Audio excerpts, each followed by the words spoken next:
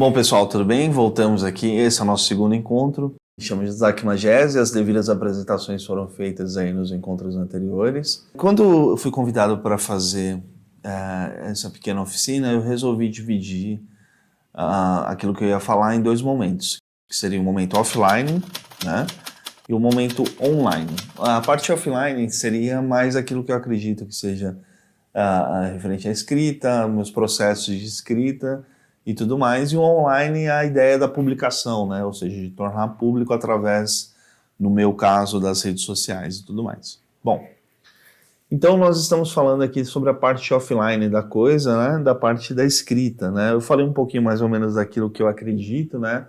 E daquilo que é, digamos assim, a espinha dorsal do meu trabalho, que é o cotidiano, que é a universalidade, aquilo que todos nós em algum momento sentimos e procuramos e nos lembramos e vivemos, e sejam aquilo as memórias, sejam as projeções do futuro e tudo mais. Então, assim, é aí que eu procuro a matéria-prima para o meu trabalho, né?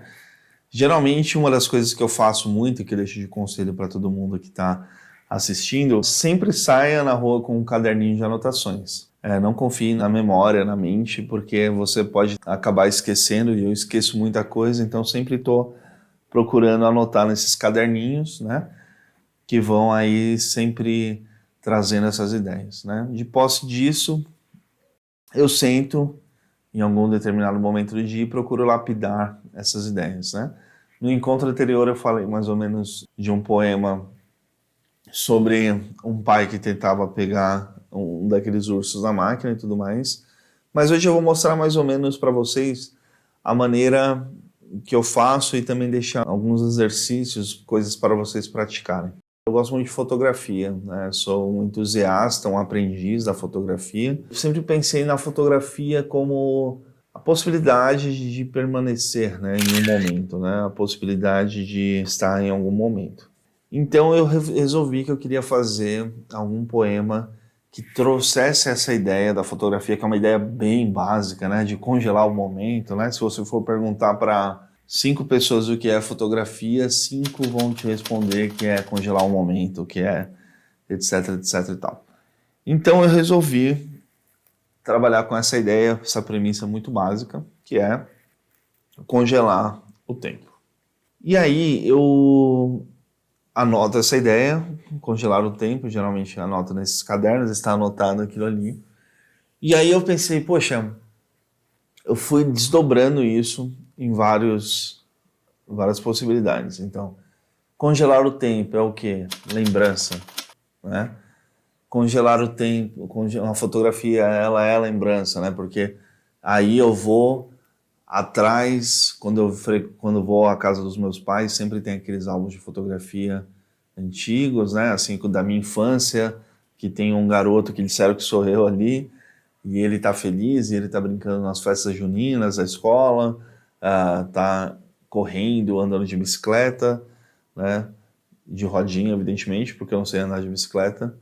E então, ou seja, a fotografia tem esse poder de congelar o momento, aquilo que nós queremos guardar, né?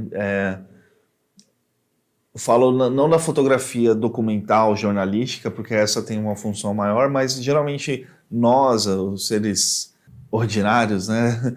Nós queremos guardar os bons momentos. A fotografia, ela nos possibilita isso, né? A gente já guarda os bons momentos na memória, mas muitas vezes a nossa memória fica muito confusa. Então, eu fui para esse lado de, puxa, quando eu tiro uma fotografia, ou quando minha mãe tirava uma fotografia minha, ou meus pais, de um aniversário, de qualquer outra coisa, eles queriam registrar aquele momento porque foi um momento feliz. E a gente começou com a ideia básica da fotografia, né, congelar um momento. Depois eu fui para essa parte da lembrança, né, feliz. Passos básicos, né, mas são parte do caminho, né? Então esse é um raciocínio que eu coloco, que eu vou cavando ali. E aí, depois dessa parte de registrar um momento e registrar um momento feliz, eu fiz uma associação sobre o nosso momento tecnológico, onde as fotografias elas estão aqui, né? E hoje em dia estão naquilo que a gente chama de nuvem, né? Eu acho muito interessante. Então elas estão aqui, elas não estão mais naqueles álbuns que estão ali, aqueles cadernos cheios de fotos ali. Então elas estão aqui, né? Elas estão nesse aparelho, elas não são mais analógicas, né? Eu não posso mais tocar nelas, assim. Eu vejo as fotos desses momentos felizes que ficaram registrados através das telas, né? Boa parte disso. Então vocês percebem que já tem um terceiro viés surgindo aí, né? Dessa coisa da tela. Então existe algo que hoje em dia não é tão usado na fotografia, que é o que faz ela durar por longo tempo, que é a questão do ato de revelar, né? De mostrar ao mundo, né? De trazer ao mundo, né? De fazer com que os olhos olhem aquilo, né? Que era algo que eu considero muito importante na fotografia e algo que veio se perdendo, né? Porque nós temos hoje esses aparelhos que democratizaram o uso da fotografia, inclusive, né? Qualquer pessoa pode tirar fotos e tudo mais.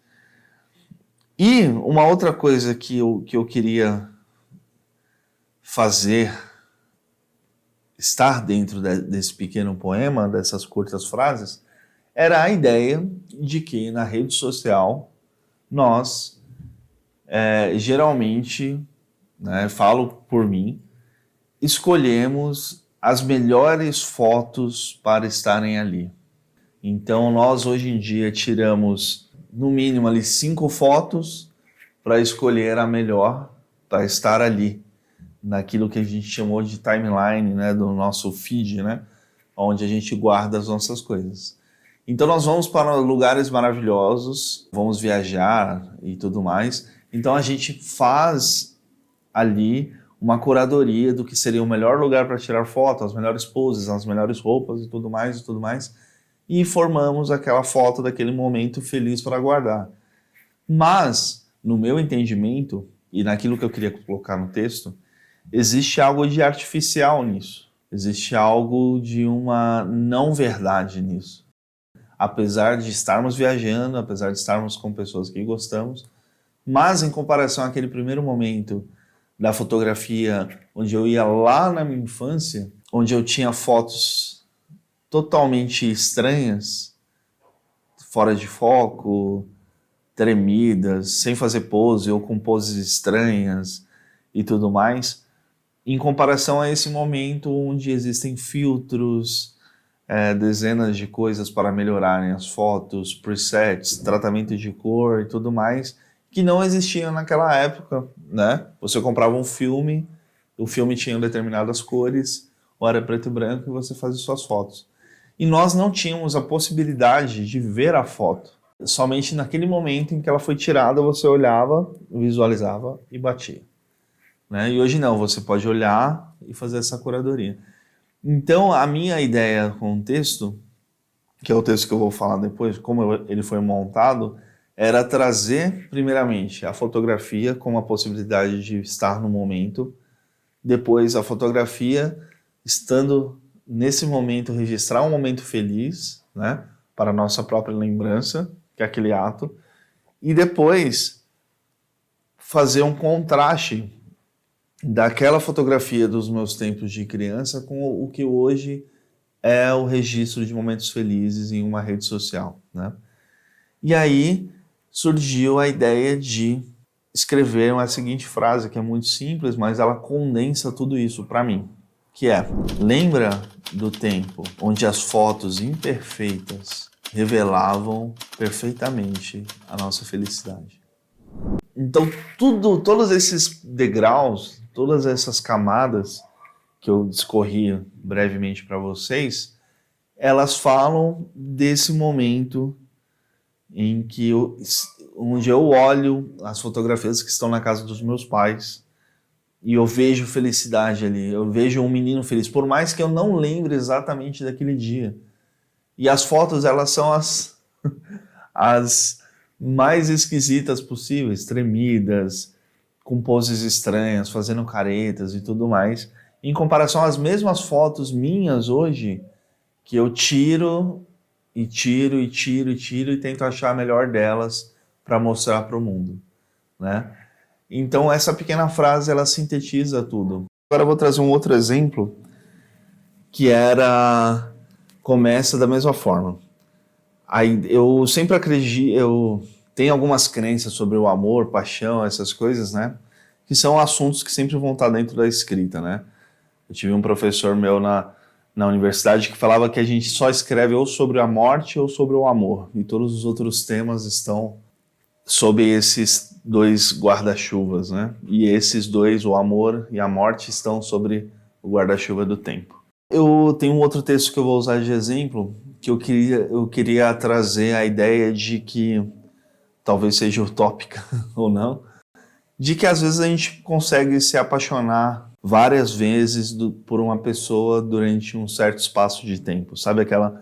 Porque a gente sempre carrega aquela ideia de que a paixão acaba e tudo mais, e eu falei que será que acaba, né? Porque para mim, na verdade, essa distinção entre paixão e amor são coisas que eu não acho tão linear assim, não acho tão compartimentado assim, às vezes as coisas se misturam muito em mim, e aí eu queria tratar essa ideia assim, de que a gente pode se apaixonar mais uma vez pela mesma pessoa, né? Então começa nesse primeiro que posso me apaixonar mais de uma vez pela mesma pessoa. Eu queria escrever um texto que falasse sobre isso, e aí eu procurei algo do cotidiano, mais uma vez, daquilo do meu universo, das coisas que eu amo, que eu poderia exemplificar isso de uma maneira fácil, legal e tudo mais, né?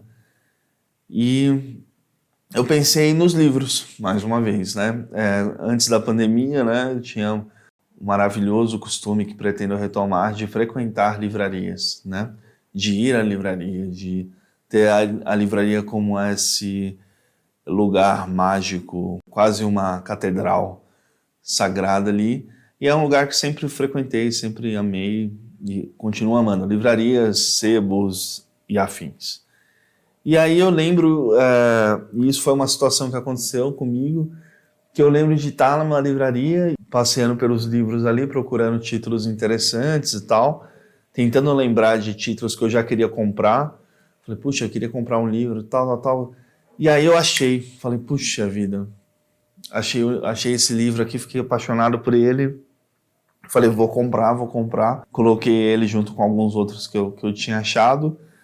E, eu fiquei muito feliz de ter achado aquele livro, fiquei muito satisfeito. Falei, puxa, até que enfim eu achei esse livro, né? Eu achei esse livro, vou levar ele para casa. E aí, para minha grata surpresa, quando eu cheguei em casa, né? Eu já tinha esse livro, né? E aí eu lembrei de uma frase do Borges, que ele fala que ele sente um pesar muito grande de não poder comprar de novo os livros que ele já tem, né? E aí eu falei, puxa, é isso, tá aí, né? Eu me apaixonei pelo mesmo livro que eu já tinha, né? Então, foi muito fácil escrever esse poema, porque eu peguei ele e ele já veio pronto para mim, né? Essa é uma outra situação, porque às vezes a metáfora que eu quero usar, ela já é me dada pela minha própria vida, né? E eu acho que esse é um dos aspectos muito importantes na vida de um escritor e de uma escritora, de um poeta, é você estar atento. Porque quando eu cheguei em casa, quando eu vi que eu já tinha um livro, falei, é isso.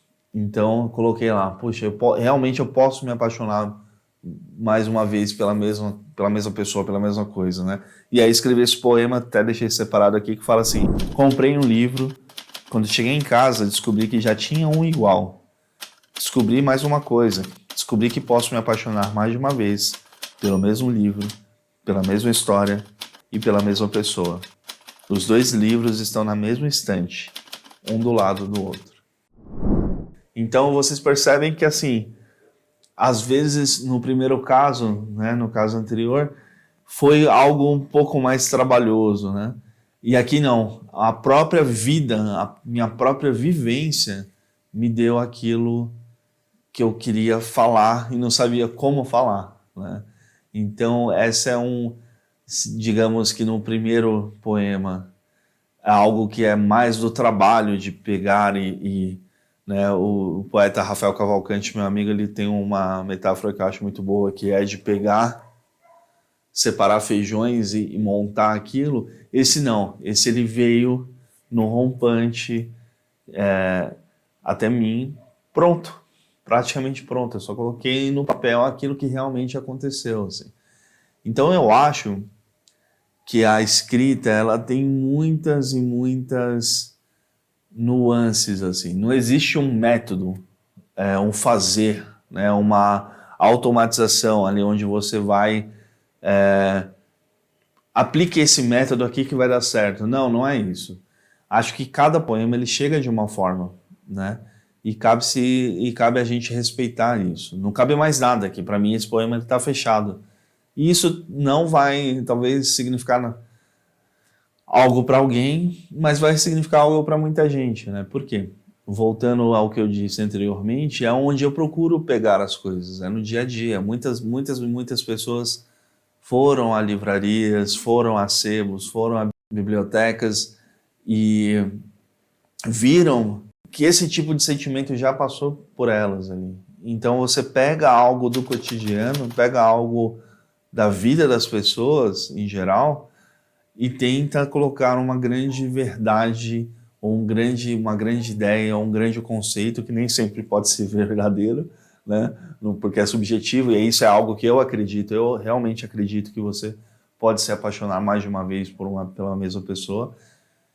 E aí eu tentei exemplificar através disso, assim. Então é muito dentro de uma simplicidade tanto de linguagem, né, que é um outro ponto que eu acho muito interessante ser colocado. Eu quero escrever simples, eu quero usar palavras que todos conheçam, né? Por mais que possa soar como um empobrecimento, eu acho que não, porque eu acho que a poesia ela está muito ligada ao toque, né? A possibilidade de tocar o leitor, né? Quando alguém se identifica com um texto como esse ou como o anterior, esse leitor se sente tocado, né? Nas suas emoções, nas suas memórias, naquilo que às vezes ele nem queria lembrar, né? Então, as ferramentas que eu procuro usar são essas: cotidiano, né? A rotina, o dia comum. Eu não quero o extraordinário, eu quero o ordinário, né? Eu quero aquilo que acontece todo dia, em muitos e muitos lugares. É dali que eu quero estar ali, né? Quero também usar uma linguagem simples, né? Uma linguagem que aproxima e não que distancia, né? Porque eu acho importante isso. Acho que muitas pessoas ficam distanciadas da literatura e principalmente da poesia muito por causa da linguagem, né? E nem estou falando do gap de tempo, né? De ler uma obra antiga e tudo mais, que aí não tem como comparar, porque assim, as pessoas também escreviam com a linguagem da época, né? Cabe a gente tentar entrar ali e descobrir coisas maravilhosas, né? Mas eu falo que hoje em dia existem muitos escritores que escrevem de uma maneira muito formal, que às vezes acabam mais afastando do que aproximando, né? E eu prefiro, né, uma questão de preferência, sempre usar as coisas que aproximam. Então, o que me aproxima do leitor? O cotidiano, a rotina, a casa, a linguagem, as palavras simples, os adjetivos simples, porém, usando tudo isso, ainda conseguir algo que eu, no meu entendimento, considero poético. Bom, e um terceiro exemplo que eu tenho para dar também parte de uma ideia, né? A ideia era que o amor também dói, né? Percebem que as minhas ideias elas são quase pueris, assim, né? Mas elas são coisas que realmente acredito, né? E muitas vezes isso o pessoal não gosta dessa ideia de que o amor também machuca, né? Amar também machuca. E eu sempre falei, puxa, eu acho que machuca, porque às vezes a gente... Porque amar alguém é estar vulnerável a alguém, né? É estar sem defesas, né? Então, assim, milhares de pessoas podem falar uma frase para te ofender e você não se sentir ofendido. Mas se alguém que você ama disser a mesma frase, vai doer muito, porque você não tem defesa para isso, né? Amor é muito a capacidade de atingir alguém, e nem sempre isso é bom, às vezes dói. E aí eu queria achar uma ideia de que mostrasse que o amor dói. Tem um livro que eu vou deixar como dica para vocês, que se chama O Ofício do Verso, do Jorge Luis Borges, escritor maiúsculo da literatura mundial. E ele mostra, é uma conversa sobre fazer poesia e tal, e ele tem uma indignação com os poetas de sempre estarem usando as mesmas metáforas desde que o mundo é mundo, assim. Ele fala, poxa, vamos procurar metáforas novas, tal. E eu falei, puta, eu preciso pegar metáforas novas. Então já tinha duas ideias. Uma, mostrar que o amor dói através de uma metáfora nova, né? E aí eu falei assim, como que eu posso fazer isso? Eu falei, puxa, eu vou opor duas metáforas, né? Vou fazer uma oposição ali. Então eu pensei, puta, eu vou pegar uma das metáforas mais conhecidas sobre se apaixonar ou estar amando alguém, que é sentir borboletas no estômago, né? Vocês já ouviram isso, tenho certeza. Alguns até reviraram os olhos nesse momento. De novo, essa metáfora. Borges também, com certeza. Eu falei, puxa, eu queria mostrar que o amor é humano, que ele é real, que ele não é esse conto de fadas, de borboletas no estômago. Também é, mas também machuca. E aí eu resolvi criar uma metáfora sobre o amor, uma pequena definição que diz assim: o amor é borboletas no estômago, mas também é pássaros que se chocam contra os vidros.